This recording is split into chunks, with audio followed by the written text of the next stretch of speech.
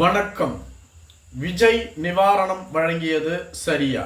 தமிழகத்தில் கடந்த 3 நாட்களாக கடுமையான புயலும் மழையும் ஏற்பட்டு குறிப்பாக விழுப்புரம், கடலூர், திருவண்ணாமலை என்ற 3 மாவட்டங்களும் பேரிடர் பாதித்த மாவட்டங்களாக அறிவிக்கப்பட்டுள்ளது. இந்த மாவட்ட மக்கள் மழையாலும் வெள்ளத்தாலும் மிகுந்த பாதிப்புக்கு உள்ளாகி உள்ளார்கள். குறிப்பாக கிருஷ்ணகிரி மாவட்டத்தின் ஊத்தங்கரை பகுதியில் மிகப்பெரிய பாதிப்பு ஏற்பட்டுள்ளது. முன்பு எப்பொழுதும் இல்லாத வகையில் அதிக பாதிப்பு ஏற்பட்டுள்ளது.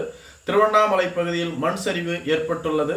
இவை அனைத்திற்கும் காரணம் தென்பெண்ணை ஆறு, அதன் ஆற்றுப்படுகையில் ஏற்பட்ட கனமழை மற்றும் சாத்தனூர் அணை திறப்பு என பல்வேறு காரணங்கள் கூறப்பட்டாலும் கூட மக்கள் இயல்பு வாழ்க்கையை விடுத்து மிகுந்த பாதிப்புக்கு உள்ளாகி உள்ளார்கள்.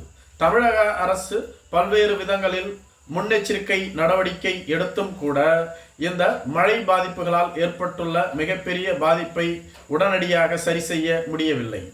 ஆளும் கட்சி, எதிர்கட்சி என பல அரசியல் கட்சிகளும் முன்னின்று உதவுகின்றன. அதே சமயத்தில் தன்னார்வ தொண்டு நிறுவனங்களும் சிறப்பாக செயல்பட்டு மழை வெள்ளத்தால் பாதிக்கப்பட்ட மக்களுக்கு தேவையான உதவிகளை செய்து வருகின்றனர். இதுபோன்ற சூழ்நிலையில்தான் சமீபத்தில் கட்சி தொடங்கிய தமிழக வெற்றிக் கழகத்தின் தலைவரான விஜய் அவர்கள் இந்த மழை வெள்ளத்தால் பாதிக்கப்பட்ட 300 குடும்பங்களை பனையூரில் உள்ள தமிழக வெற்றிக் கழகத்தின் அலுவலகத்திற்கே அழைத்து அவர்களுக்கான நிவாரணப் பொருட்களை வழங்கி அனுப்பி வைத்தார். இதுதான் தற்பொழுது தமிழக அரசியலில் மிகப்பெரிய பேசுபொருளாக மாறியுள்ளது. மன்னர் காலத்தில் கூட இப்படி நடைபெறாது. எப்படி மக்களை அவர்கள் பாதித்த இடத்தில் சென்று சந்திக்காமல் அவர்களை தலைவர் இருக்கும் இடத்திற்கு கொண்டு வந்து நிவாரணப் பொருட்களை வழங்கலாம்? இது சாத்தியமா? மேலும் அரசியல் கட்சி நடத்துபவர்கள் மக்களை நேரடியாக சந்திக்க வேண்டும். அதனை விடுத்து தலைவர்கள் இருக்கும் இடத்திற்கு மக்களை கூட்டி வருவது ஏற்புடையது இல்லை என கூறி வருகிறார்கள். குறிப்பாக பிரபல பத்திரிகையாளர் செய்யூர் பாலு அவர்கள் விஜய் செய்தது மிகப்பெரிய தவறு.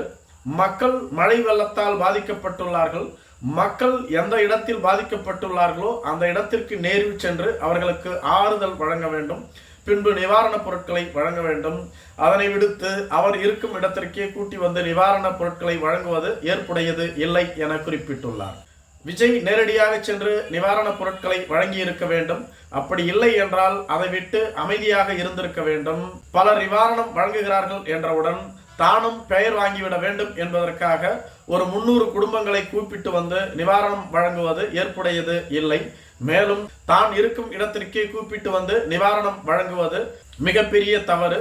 இதை விஜய் அவர்கள் இனிமேலும் செய்யக்கூடாது. விஜய் ரசிகர்களோ சோசியல் மீடியாக்களில் விஜய் பொது இடத்திற்கு சென்றால் கூட்டம் கூடிவிடும் என்று கூறுகிறார்கள். இது எப்படி சாத்தியமாகும்? இது கட்சி தொடங்குவதற்கு முன்பு அவர்களுக்கு தெரியாதா? கூட்டம் கூடிவிடும் என்பதற்காக மாநாடை நிறுத்திவிட்டார்களா என்ன? அரசியலுக்கு வந்துவிட்டால் இவற்றை அனைத்தையும் கடந்துதான் செயல்பட வேண்டும் என கேள்வி எழுப்பி உள்ளார்கள். அதே சமயத்தில் விஜய் ரசிகர்களோ விஜய் எங்கு ஒரு பிரச்சனை என்றாலும் நேரடியாக சென்று அவர்களுக்கு ஆறுதல் கூறக்கூடிய ஒரு மிகப்பெரிய தலைவர். ஸ்டெர்லைட் பிரச்சனையில் பாதிக்கப்பட்ட மக்களை நேரடியாக சென்று சந்தித்தார். அனிதா வீட்டிற்கு நேரடியாக சென்றார். ஜல்லிக்கட்டு பிரச்சனையின் போது நேரடியாக களமிறங்கி போராட்டத்தில் கலந்து கொண்டார். விஜய் மக்களை மறுதளிக்கக்கூடிய தலைவர் இல்லை என விஜய் தரப்பு வாதத்தையும் முன்வைத்து வருகிறார்கள். நன்றி.